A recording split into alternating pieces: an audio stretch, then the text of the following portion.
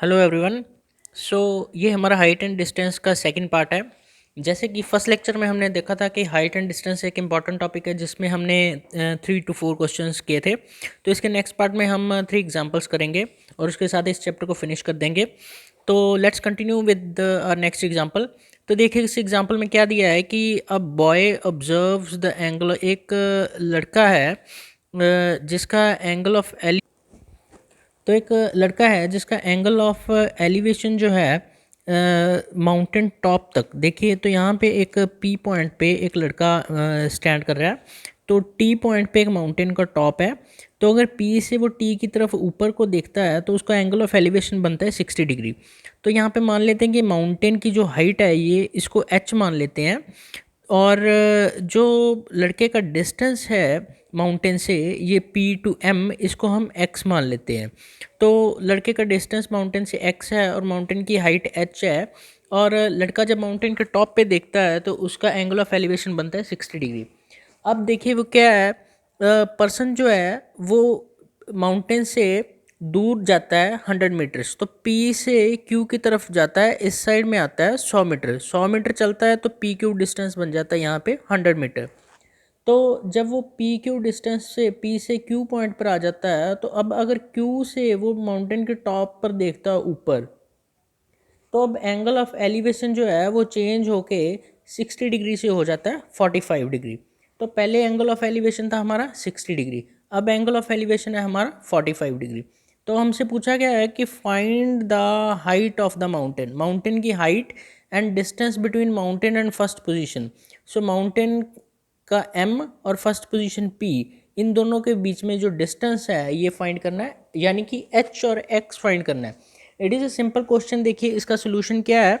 तो पहले हम triangle P T M consider करते हैं। In triangle P T M तो टेंजेंट ऑफ 60 डिग्री हमारा क्या बनता है, ये बनता है एच डिवाइड बाय एक्स। तो ट्रायंगल पी टी एम में टेंजेंट 60 डिग्री बनता है एच डिवाइड बाय एक्स। और ट्रायंगल क्यू टी एम में ट्रायंगल क्यू टी एम में टेंजेंट 45 डिग्री, टेंजेंट 45 डिग्री क्या बनेगा जी, परपेंडिकुलर। परपेंडिकुलर है यहाँ पे h डिवाइड बाय बेस। तो टोटल बेस क्या है क्यू एम, यानी कि 100 प्लस एक्स। तो ये बन जाएगा 100 प्लस एक्स। अब यहाँ से दो एक्सप्रेशन आ जाएंगे। Tangent 60 degree square root 3 is equal to H by X and tangent 45 degree की वैल्यू है 1। So 1 is equal to H divide by 100 plus X. तो ये दो एक्सप्रेशन हमारे पास आ जाएंगे। अब देखिए यहाँ से फर्स्ट एक्सप्रेशन से हमारे पास क्या आएगा, h is equal to square root 3x। और दूसरी एक्सप्रेशन से आ जाएगा h is equal to 100 plus X. तो यहाँ से अगर दोनों h को हम इक्वेट करते हैं, यहाँ से h है स्क्वायर रूट 3x और यहाँ पे h है 100 प्लस एक्स। तो square root 3x is equal to 100 plus X बन जाता है। यहाँ पे अगर x को दूसरी साइड पे ले जाएं तो ये बनता है square root 3x minus X is equal to 100। तो यहाँ से x को कॉमन निकाल लेंगे और पीछे बचेगा square root 3 minus 1 is equal to 100। तो देखिए x की वैल्यू क्या आ जाती है, x की वैल्यू आती है 100 divide by square root 3 minus 1। अब इसको सॉल्व कैसे करेंगे, इसको रैशनलाइज कर देंगे। ऊपर मल्टीप्लाई करेंगे स्क्वायर रूट 3 प्लस 1 से और नीचे मल्टीप्लाई करेंगे स्क्वायर रूट 3 प्लस 1 से। जब इसको आप सॉल्व करोगे तो यहाँ पे आपकी x की वैल्यू आ जाएगी जो आपको फाइंड करनी है। जब x की वैल्यू आ जाएगी तो h की वैल्यू क्या आएगी, 100 प्लस एक्स। तो इस तरह से आपकी x और h की वैल्यूज़ आ जाएंगी। तो चलिए अब नेक्स्ट क्वेश्चन देखते हैं। तो जी देखिए नेक्स्ट क्वेश्चन में क्या दिया है कि फ्रॉम अ लाइट हाउस, एक लाइट हाउस है। तो यहाँ पे मान लीजिए ए से बी तक ये जो है ये एक लाइट हाउस है। तो from a light house the angles of depression, जो एंगल ऑफ डिप्रेशन है यानी कि ऊपर से कोई पर्सन नीचे देख रहा है तो ऊपर से नीचे देखना क्या होता है, एंगल ऑफ डिप्रेशन। तो दो शिप्स हैं, of two ships on opposite sides of the lighthouse are observe to be 30 डिग्री एंड 45 डिग्री। तो एक ए बी एक लाइट हाउस है जिसकी हाइट जो है वो 100 मीटर हमें दी हुई है। अगर इस लाइट हाउस के टॉप से दो शिप्स को ऑब्जर्व किया जाता है, दो शिप्स हैं इसकी लेफ्ट साइड और राइट साइड पे, S1 एंड S2 दो शिप्स हैं। अगर इन दो शिप्स को ऑब्जर्व किया जाता है लाइट हाउस के टॉप से, तो कहता है कि एंगल ऑफ डिप्रेशन, एक साइड से ऊपर से नीचे देखते हैं तो उसको एंगल ऑफ डिप्रेशन बोलते हैं। तो एंगल ऑफ डिप्रेशन एक साइड पे बनता है 30 डिग्री, जो है यहाँ पे 30 डिग्री, और दूसरी साइड पे बनता है 45, जो है यहाँ पे 45 डिग्री। तो हमें क्या पता करना है, कहता है find the distance between the ships if the line joining them passes through the foot of the light house. तो दोनों शिप्स को ज्वाइन करने वाली लाइन S1 को और S2 को ज्वाइन करने वाली लाइन लाइट हाउस के फुट से पास करती है। तो यहाँ से लाइट हाउस के बेस से ये लाइन पास कर रही है। तो हमें जो है ये डिस्टेंस जो है पता करके बताना है। तो देखिए अब इसमें इस क्वेश्चन में हम अगर देखते हैं तो एंगल ऑफ डिप्रेशन हमारा यूज़ होना है। तो फर्स्ट एंगल ऑफ डिप्रेशन यहाँ पे है 30 डिग्री। अब देखिए angle X B S one जो है ये इक्वल टू है angle B S one A के। क्यों? क्योंकि ये ऑल्टरनेट ऑपोजिट एंगल्स बनते हैं। तो ऑल्टरनेट ऑपोजिट एंगल्स बनते हैं तो एंगल बी एस वन ए यानी कि एस वन एंगल जो है ये 30 डिग्री बनेगा। सिमिलरली यहाँ पे angle X dash B S two जो है ये angle B S two A के इक्वल बनेगा, क्योंकि ये भी ऑल्टरनेट ऑपोजिट एंगल्स हैं। तो एंगल बी एस वन और एंगल बी एस टू ए जो है ये रिस्पेक्टिवली 30 डिग्री एंड 45 डिग्री बन जाएंगे। तो ये यहाँ पे एंगल आ गए 30 डिग्री एंड 45 डिग्री। तो इसके बाद देखिए वही टेंजेंट वाले फार्मूले लगेंगे। तो टेंजेंट के फार्मूले यूज़ करते हैं। इस ट्रायंगल में S1AB में ट्रायंगल S1AB में अगर हम देखें यहाँ पे तो टेंजेंट 30 डिग्री की वैल्यू हमारे पास आती है परपेंडिकुलर यहाँ पे है 100। तो परपेंडिकुलर डिवाइड बाय बेस क्या है AS1, इसको हम लिख लेते हैं x।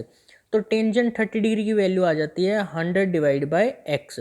सिमिलरली यहाँ पे टेंजेंट 45 अगर हम इस ट्रायंगल में देखें टेंजेंट 45 डिग्री, तो ये बनेगा परपेंडिकुलर 100 डिवाइड बाय बेस है AS2। तो ये लेंथ बनती है, इसको लिख लेते हैं y। तो टेंजेंट 30 डिग्री है हमारा 100 by x and tangent 45 degree है 100 बाय y। तो इसके बाद इसको सॉल्व करते हैं, टेंजेंट का फॉर्मूला लगाते हैं। टेंजेंट 30 डिग्री की वैल्यू है 1 बाय स्क्वायर रूट 3। तो ये बन जाता है 1 by square root 3 is equal to 100 by x। तो x की वैल्यू आती है 100 multiply square root 3। Square root 3 की वैल्यू पुट इन करते हैं तो ये बनता है 100 मल्टीप्लाई बाय 1.732 यानी कि 173.2 मीटर।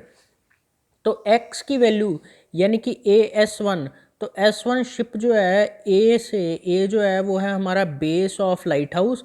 तो पहली शिप जो लाइट हाउस से 173.2 मीटर की दूरी पे है।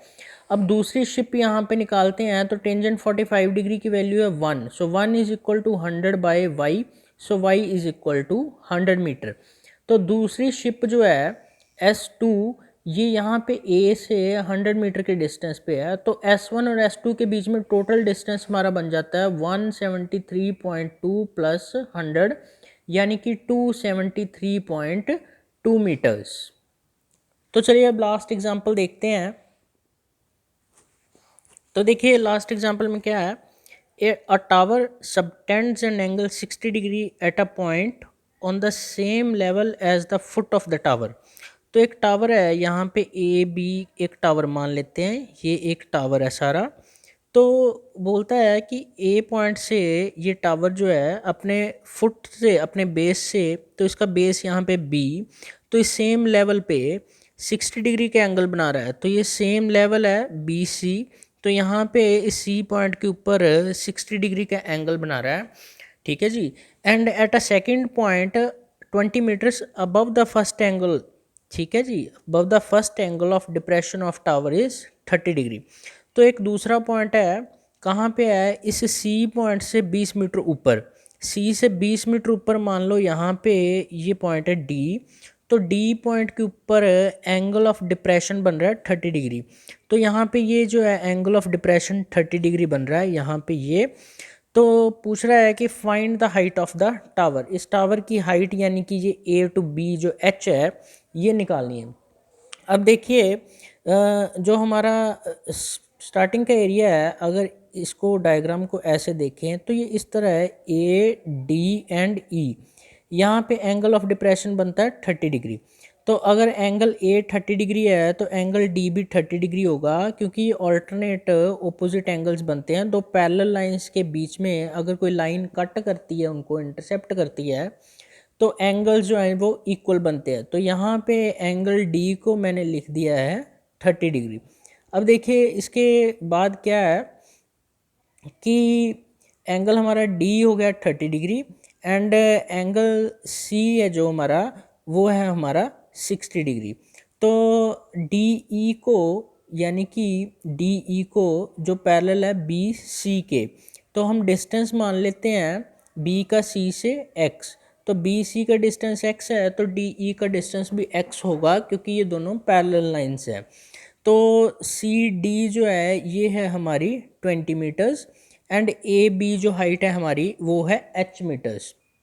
तो देखिए पहले हम ट्रायंगल देखते हैं A B C. Triangle A B C में टेंजेंट 60 डिग्री जो है वो बन जाएगा एच डिवाइड बाय एक्स। तो एच डिवाइड बाय एक्स जो है वो 60 डिग्री है, टेंजेंट 60 डिग्री की वैल्यू है square root 3। So square root 3 is equal to H by X, यानी कि H is equal to square root 3 multiply X हो जाएगा। अब देखिए ऊपर वाली ट्रायंगल में, in triangle A D and E, tangent 30 degree जो है ये बन जाएगा परपेंडिकुलर डिवाइड बाय बेस। तो बेस है हमारा डी ई, तो डी ई की वैल्यू क्या है एक्स। अब परपेंडिकुलर क्या है ए से ई तक, ये है हमारा परपेंडिकुलर। अब इस परपेंडिकुलर की वैल्यू क्या है, देखिए टोटल की वैल्यू है ए बी की वैल्यू है एच, और बीच में से सी डी की वैल्यू यहाँ पे है 20 मीटर। अगर सी डी की वैल्यू 20 मीटर्स है तो सी डी के बराबर ही ई बी की वैल्यू होगी। तो ई बी और सी डी की वैल्यू 20 मीटर्स होगी। अब यहाँ पे अगर ए ई की वैल्यू निकालनी है सो ए ई जो है वो हो जाएगा H minus B E, so H minus 20 metres. तो ए ई जो हमारा परपेंडिकुलर है वो बन जाएगा एच माइनस 20 मीटर्स। तो इसे कैरी फॉरवर्ड करते हैं आगे क्वेश्चन को। तो टेंजेंट 30 डिग्री की वैल्यू हमारे पास बनती है 1 by square root 3 is equal to H minus 20 divide by X हो जाएगा हमारे पास यहाँ पे। So X divide by square root 3 is equal to H minus 20। अब दोनों इक्वेशंस को देखिए, एक इक्वेशन है ये, दूसरी इक्वेशन है ये। यहाँ से हम x की वैल्यू निकालते हैं। यहाँ पे x है हमारे पास h बाय स्क्वायर रूट 3 और इसको यहाँ पे पुट कर देते हैं। तो x को लिखते हैं h बाय स्क्वायर रूट 3। तो h by square root 3 multiply 1 by square root 3 is equal to h minus 20। तो ये यहाँ पे बन जाएगा h by 3 is equal to h minus 20। तो h हो जाएगा 3h माइनस 60। तो 60 दूसरी साइड पे जाएगा और h इस साइड पे आ जाएगा। तो 3h minus h is equal to 60, that implies 2h is equal to 60। तो h की वैल्यू आ जाएगी हमारे पास यहाँ पे 30 मीटर्स। तो हाइट जो है, जो टावर की हाइट है वो 30 मीटर्स दी हुई है। अगर यहाँ से आपको x की वैल्यू निकालनी है तो इसको यहाँ पे पुट कर दो, x बन जाएगा 30 divide by square root 3 metres. तो ये आपका आंसर बन जाएगा। तो ये आपका चैप्टर था हाइट एंड डिस्टेंसेस। इसकी कुछ एक एग्जांपल्स हमने सॉल्व करी हैं। इसके क्वेश्चंस में अगर आपको कोई भी प्रॉब्लम आती है तो फील फ्री टू आस्क, आप कोई भी क्वेश्चन जो है कमेंट्स में डाल सकते हैं। And do like the video and subscribe the channel को सब्सक्राइब करें एंड वीडियो को लाइक करें। Thank you.